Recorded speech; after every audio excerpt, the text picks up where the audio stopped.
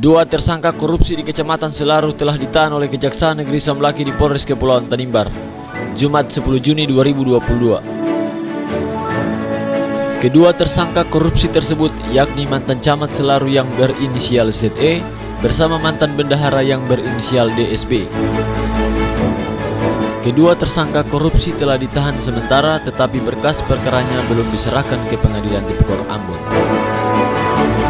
Dalam pemeriksaan di Kejaksaan Negeri Samlaki, tersangka yang berinisial ZE didampingi oleh dua kuasa hukum yakni Demi Franky Sianresi SH dan Lodewijk Kwesi SH MH. Sementara kuasa hukum yang ditunjuk oleh Kejaksaan untuk mendampingi mantan bendahara dalam proses tahap kedua yakni Edwardus Wutembun SH. Selanjutnya keterangan Kepala Kejaksaan Negeri Samlaki dalam jumpa pers di ruangan pers Kejari Samlaki Kepulauan Tanimbar. Salam bahagia untuk kita semua, shalom. Pertama-tama saya ucapkan terima kasih kepada rekan-rekan media baik cetak maupun elektronik maupun teman-teman dari media online yang sempat hadir pada sore hari ini. Pada sore hari ini kami akan menyampaikan siaran pers bahwa pada hari ini penyidik pada Kejaksaan Negeri Kabupaten Kepulauan Tanimbar telah melaksanakan penyerahan tersangka dan barang bukti, atau kalau sering kita dengar atau istilahnya itu melakukan tahap 2 terhadap perkara dugaan tindak pidana korupsi, penyalahgunaan keuangan negara yang bersumber dari APBD Kabupaten Maluku Utara Barat di Kecamatan Selaru tahun anggaran 2018. Jadi yang diserahkan oleh penyidik kepada penuntut umum pada Kejaksaan Negeri Kabupaten Kepulauan Tanimbar hari ini adalah dua tersangka dalam dugaan tindak pidana korupsi sebagaimana yang saya sampaikan tadi. Yang pertama adalah tersangka ZE dan kedua adalah tersangka DZB. Selanjutnya terhadap kedua tersangka ini nanti akan kami lakukan penahanan untuk 20 hari ke depan. Penahanan akan dilakukan di Rumah Tahanan Negara Polres Kepulauan Tanimbar. Jadi akan kami titipkan di rutan Polres Kepulauan Tanimbar karena memang lapas kita baru bisa menerima tahanan setelah dilakukan pelimpahan perkara ke pengadilan. Jadi ini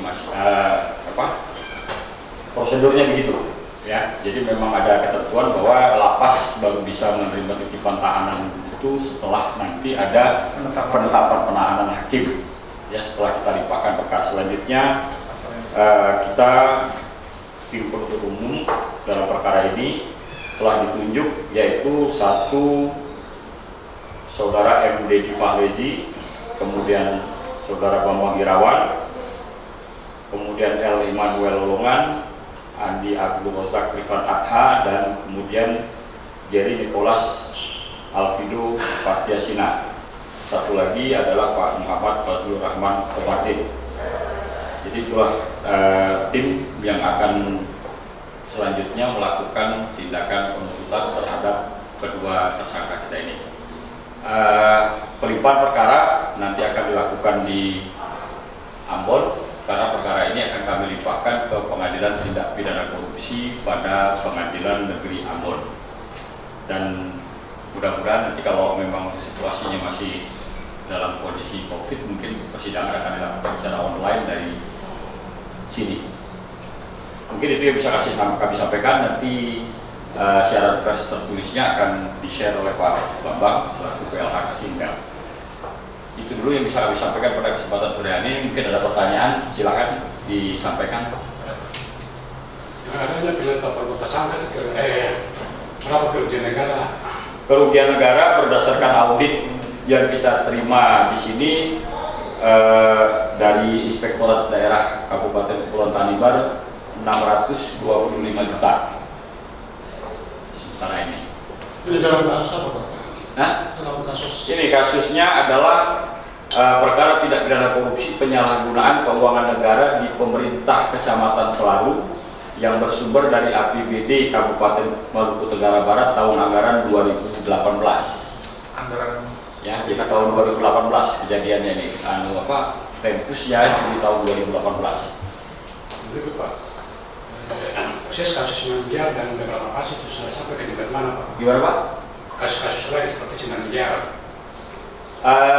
Selain ini, yang bisa kami sampaikan bahwa mungkin perkembangannya sekalian saya sampaikan kepada teman-teman ini. Mungkin teman-teman masih ingat ada perkara PDAM ya, tidak pidana korupsi pada PDAM. Itu perkembangan terakhirnya perkara tersebut masih dalam kasasi. Ya, jadi untuk 3 tersangka kita, Yoksan, Batlayat, kemudian Julius YouTube Lawar, dan satu lagi Luciana Luhur, itu masih kasasi posisinya sekarang. Kemudian ada juga perkara Taman Kota ya. Taman Kota itu 2 tersangka sekarang masih dalam proses kasasi, yaitu Adrianus Sihasale dan Frans Julianus Pelamonia. Tetapi terhadap satu lagi terdakwa dalam perkara itu, Wilhelma Fenan Lampir, sudah inkrah karena sudah menerima putusan banding.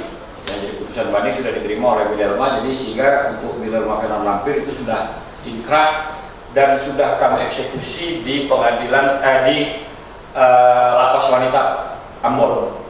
Ya, sudah kita eksekusi. Kemudian untuk perkara ADD Desa Mianodas, itu posisinya sekarang untuk ketiga terdakwa itu masih banding ya, masih mengajukan banding. Ya, jadi kita tunggu putusan selanjutnya. Kemudian untuk tahap penyidikan, sekarang posisi kita ada 3 perkara penyidikan. 1 perkara penyidikan